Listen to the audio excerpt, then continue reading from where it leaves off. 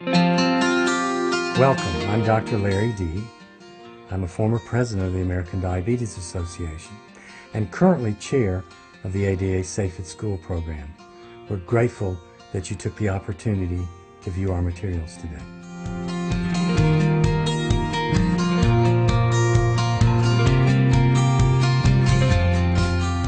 ADA started Safe at Schools because we recognized two things. Firstly, children need to have their diabetes controlled 24 hours a day. And secondly, we recognized that children need adequate supervision to do that. But as science has evolved, it's become perfectly clear that children have to have their diabetes controlled all day long. They have to have it controlled at school.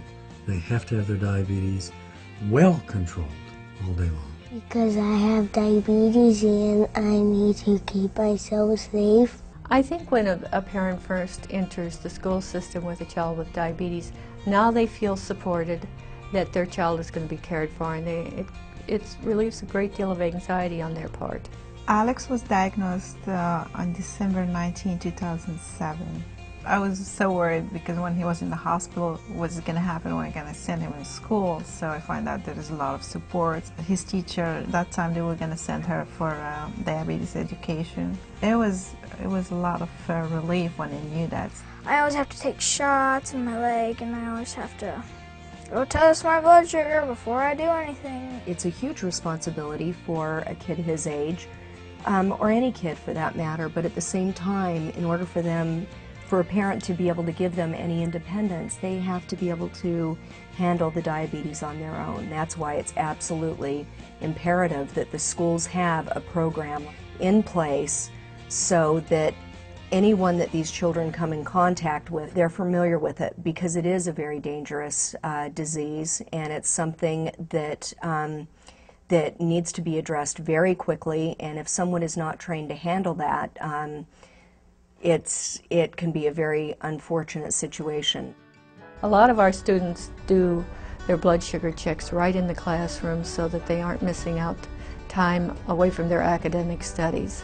They develop a close relationship with the nurse, with the administrators, with the teacher, because they know that everyone cares and wants to take care of their child. Well, in the very beginning, it was incredibly overwhelming. In the beginning of the school year, we actually went and my mom and I met with each of my teachers. And it actually made me feel really smart and really in control of this whole thing, because I would go and explain to my teachers, you know, this is how diabetes works. I might have to test. I might need to bring food. And they were all just so accommodating. They were really great about allowing me to do whatever it was I need to do. I would always have a student who had diabetes, and I always wanted to be prepared to know what to do if that student ever needed my aid. You learn so much about how diabetes can affect learning. I think that was one of the important things I learned from the training, so that you know that a student won't be able to concentrate maybe as well if that student has a low blood sugar level. So I think it's very important for teachers to be trained, and as well as the bus drivers, anyone else really who comes in contact with a student where they can help to save a life. If you do have diabetes, it's really no big deal, and you're really just like everybody else. You just have to stop doing what you're doing once in a while. It's definitely an added benefit for the child to be able to have the teacher recognize the low blood sugar in the classroom. It can be treated immediately. We're not having them walk in a hallway. It's not taking a staff person a bit of time to get down to the classroom so that the student is waiting for that blood sugar to be checked. You learn how to measure blood sugar, to give insulin, to count carbohydrates, to recognize highs and lows. And what's interesting is anyone can learn all of those things. It's been a good thing to have a diverse group trained, because we can't always get a nurse in, have the nurse in the school. If we have the person that covers the clinic out and we cannot get a substitute, someone else has to take care of that student. It's inevitable there may be an emergency, and so we try to prevent that by teaching people what to look out for.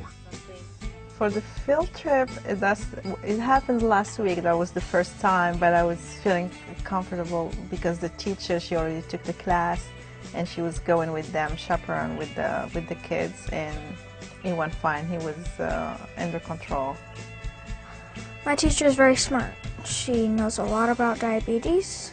She knows when I'm low and she knows when I'm not. We do a classroom care plan that lets the teacher know this is the time that a snack is to be eaten.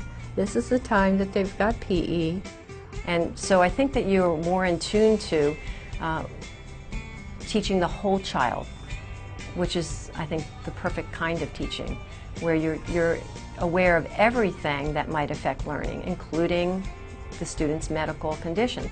The American Diabetes Association has produced these materials for Safe at School because we want you to be able to use them. We want you to be able to learn from them, and we want you to be able to help children with diabetes achieve all of their potential every day.